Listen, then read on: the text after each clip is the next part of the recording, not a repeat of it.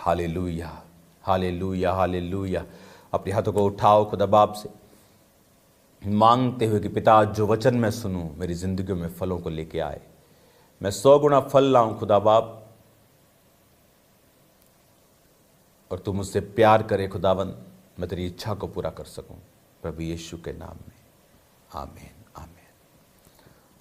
अपनी सीट ग्रहण करो, अपने हाथों को उठाओ। चर्च, सब फॉरेन ब्रांचेस, ऑनलाइन चर्च, अपने हाथों को उठाकर खुदा बाप से कहो, अपनी बाइबल को उठाकर कि आज जो वचन मैं सुनूंगा मैं उसे मानूंगा, मैं उसे लोगों को बताऊंगा। खुदावंद, मैं चाहता हूं कि तू मुझ पर प्राउड करे, मेरी गवाही दे जिस तरह तूने अपने लोगों की गवाहियां दी हैं। हमें परीक्षा में ना लाकर बिना परीक्षा के आप हमारी जिंदगियों के ऊपर अनुग्रह करें, प्रभु यीशु के नाम में आमीन, आमीन। मैं आपका वेलकम करता हूं आज इवनिंग मीटिंग में, यीशु मसीह की हुजूरी में, उसकी प्रेजेंस में।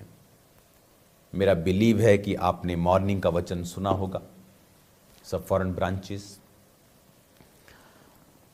और इस समय आपसे ये बात करना वर्ड के बीच में से ये बहुत ज़रूरी है। परमेश्वर ने मुझसे कहा है, खासकर जो फॉरेन ब्रांचेस हैं उन लोगों के लिए, कि इन आने वाले समयों में, आने वाले महीनों सालों में जो फॉरेन की कलीसियाएं हैं वो बहुतायत के साथ परमेश्वर उनको बढ़ाना चाहता है।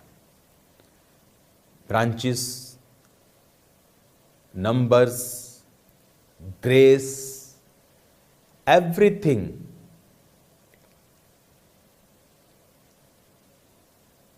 जब परमेश्वर ने किसी ਨੂੰ आशीष देनी होए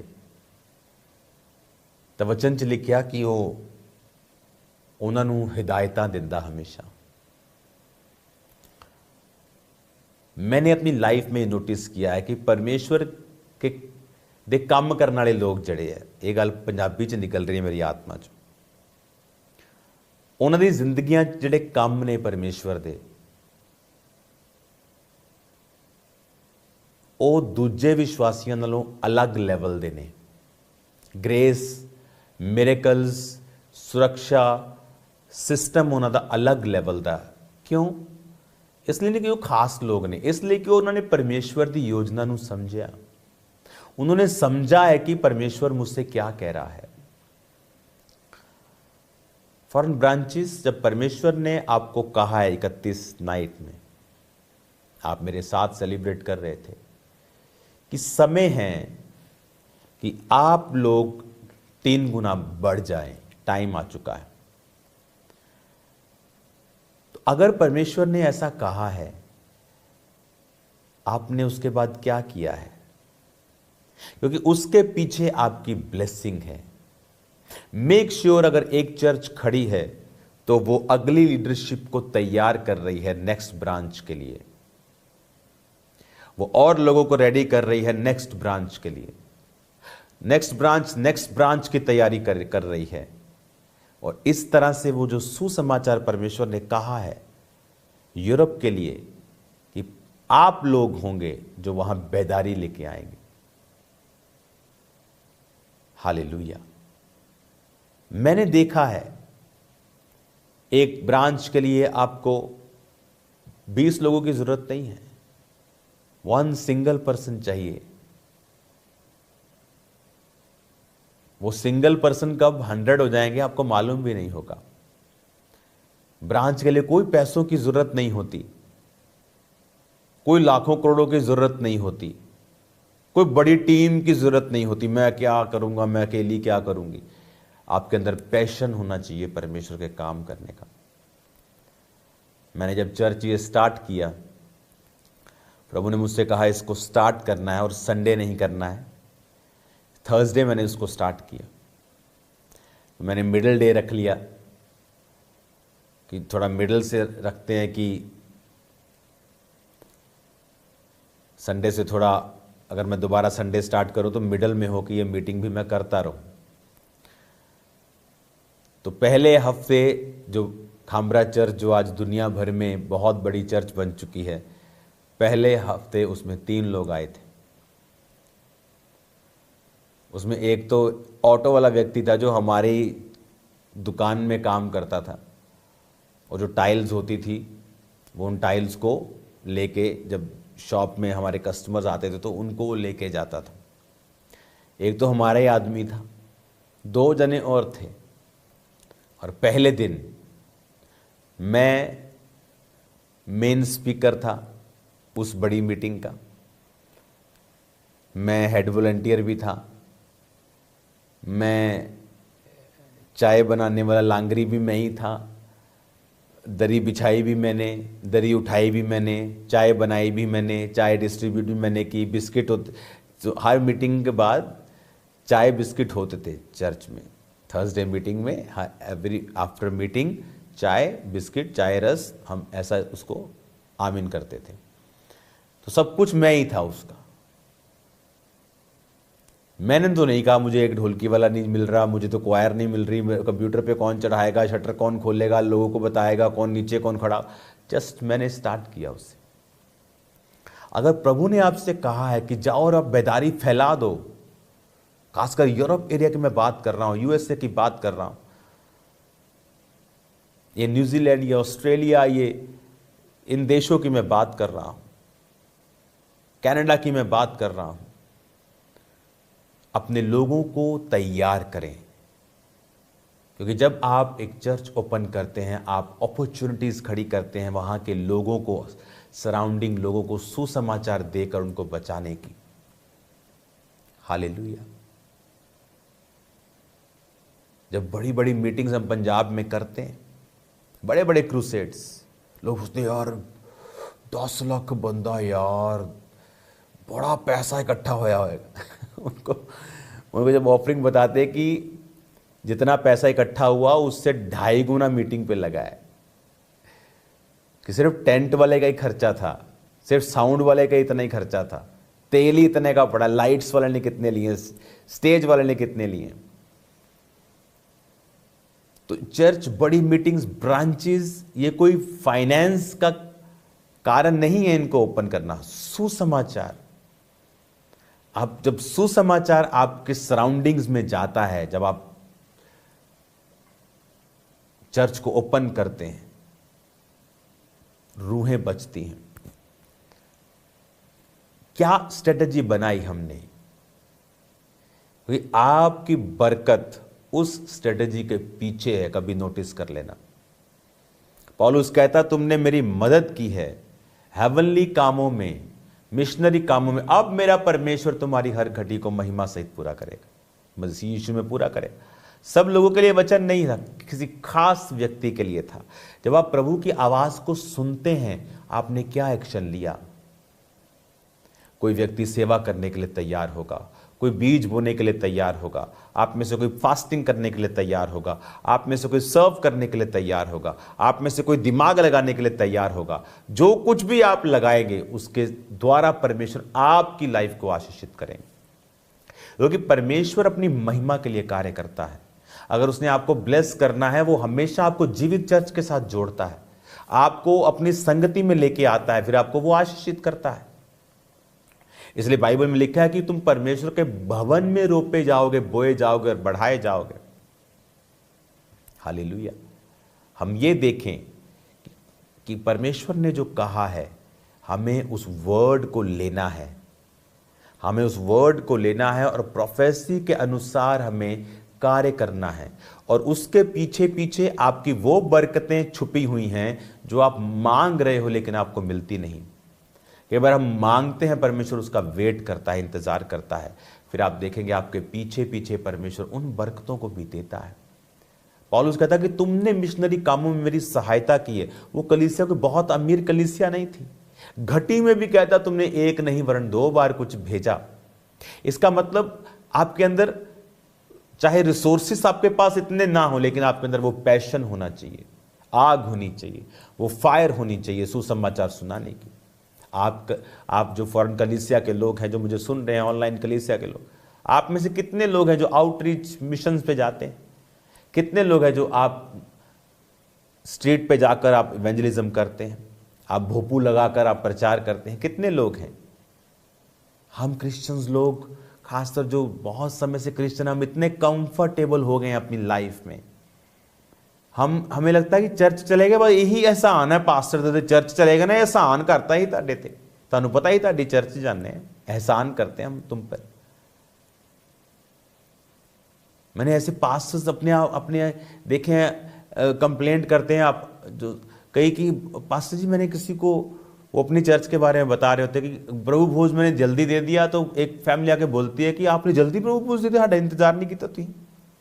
क्या क्या जबरदस्त आत्मिक ब्लंडर है ये, आत्मिक गलती है, डफरपुना है ये, कि ऐसा भी लोग बोल सकते हैं क्या? ये आपको टाइम पर आना है कि परमेश्वर इंतजार करे आप लोगों का? कितने लोगों ने हमने काम किया है, हम अगर जब कंफर्ट में होते हैं डेविल अटैक करता है। आप मोस्टली लोग देख लो जो बहुत सालों से मसीह में होंगे और कंफर्टेबल पोजीशंस पे चले गए, उन्हें कोई मतलब नहीं सुसमाचार से, किसी चर्च के साथ जुड़े हैं, बस थोड़ा बहुत कुछ कर लिया, ठीक है। दाऊद लड़ने के लिए जाना चाहिए था उसको, क्योंकि उसकी सेना लड़ रही थी, पर दाऊद टहल रहा था। कई बार जो ये कंफर्ट होता है ना, इट्स डिमोनिक, इट्स डेविलिश। उस कंफर्ट के दौरान ही उसकी निगाह उस बैतशेबा पे पड़ी, अदरवाइज वो टाइम था फाइट करने का, क्योंकि जो राजा लोग थे वर्ष के अंत में वो युद्ध के लिए जाया करते थे। आज भी आप देखो वर्ष के अंत में शैतान कितना बेचारे ने धूम पाई हुई सी किन्नी, तो परमेश्वर ने किद्दां में झग वांगू बिठाए। वो क्यों? वर्ष के अंत में शैतान फाइट होती वर्ष के अंत में। नेक्स्ट ईयर की शुरुआत आप कैसी करना चाहते हैं? वर्ष का अंत आप कैसा करेंगे? शुरुआत अगले साल के वैसे ही करेंगे। आपने अंत अगर बहुत ढलाई में किया, आप ऊंचाई पे शुरुआत कैसे कर लेंगे? आप मेरी बात समझ रहे हैं ना? आपको दिसंबर में पीक पे ऐसे जाना होगा कि जनवरी आते आते आप ऊपर चढ़ चुके हों। ऐसा नहीं तो कि आप ऐसे जा रहे हो फिर आप सोचें कि मैं ऐसे चला जाऊंगा। ऐसे आप चले भी जाएंगे, लेकिन आप कितना नीचे जा चुके हैं, अब आप कितना ऊपर चले जाएंगे। अब आप इतने कंफर्टेबल हो गए कि हमें स्ट्रीट पे प्रचार करना हमें बड़ा डिस्कम्फर्ट लगता है। कि आप अपने पड़ोसी को बताते हो, नहीं नहीं नहीं, नहीं गुस्सा कर जाएंगे, नहीं नहीं नहीं, यहाँ ऐसा नहीं है। कहाँ वैसा नहीं है? आप स्माइल के साथ जाएं, सुसमाचार के बारे में बताएं। आप 10 लोगों के पास जाएंगे, 1 गुस्सा करेगा, 2 गुस्सा करेंगे, लेकिन 8 आप बचा लोगे। लेकिन आपको अपनी इज्जत की परवाह है, आपको वो क्या कहेंगे, लोग क्या कहेंगे। अब गोरे भी जाग गए, वो भी यही ह्यूमैनिटी की बातें कर। जब उन्हें मालूम हुआ कि भाई दूसरे तो बड़ी चीजें कर रहे हैं, हम नहीं जागेंगे तो खत्म, तो अब वो जाग रहे हैं। आप कब जागेंगे और खुदा के कामों को करेंगे? आप किसी चर्च का प्रचार करने नहीं जा रहे हो, आप बाइबल पकड़ रहे हो, आप क्राइस्ट का प्रचार कर रहे हो कि जीसस के वचन में ये लिखा है, जीसस के वचन में ये लिखा है, वो आपको हील करेगा। आओ संडे मीटिंग, परमेश्वर आपको दिखाएगा, वो आपको चंगा करेगा।